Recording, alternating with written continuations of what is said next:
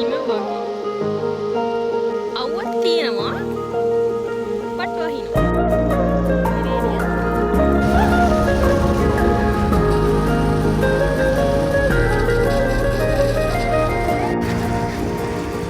හොඳටම වැස් මේ ඉරේලියත් ඉන්නවා අපිත් එක්ක.